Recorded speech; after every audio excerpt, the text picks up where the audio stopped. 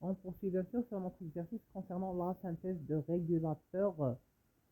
stabilisateurs de tension en utilisant le montage que vous voyez bien sûr maintenant, qu'on a présenté dans l'épisode précédent. Maintenant, on se donne bien sûr de calculer la capacité C assurant la condition VC de T supérieure ou égale à 14 volts et puis de calculer le courant IZ max, le courant maximal que traverse bien sûr la diode Zener en conduction bien sûr et la puissance dissipée dans celle-ci, c'est-à-dire la puissance maximale. Bien sûr, en prenant bien sûr VC de T égale 16,8 volts, c'est-à-dire un VC max, il faut bien sûr que la différence de tension VC max moins 14 volts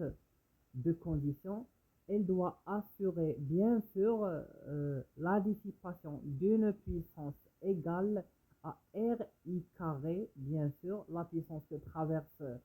la résistance R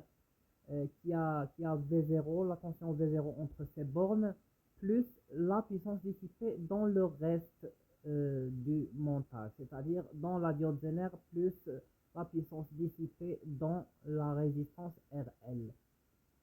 Bien sûr, l'expression de la capacité C doit prendre en charge, bien sûr, la puissance dissipée dans la diode Zener, c'est-à-dire PZ égale VZ fois IZ.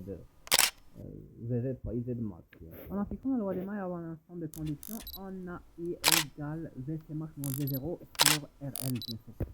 On retrouve la valeur de la capacité C égale 665,3 microfarad, bien sûr, en tenant compte que notre capacité C est égale 1 sur delta V fois la fréquence. Donc, à l'instant de conduction, bien sûr, RL, elle vaut 73 ohms. La Zener est équivalente à un fil et du coup, notre courant il suit le chemin le moins résistant et aucune puissance n'est dissipée en RL et aucun courant n'y passe.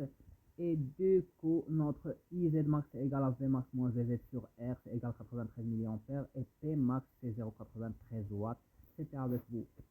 Enezari Oussama à la traduction CP électronique et application bien sûr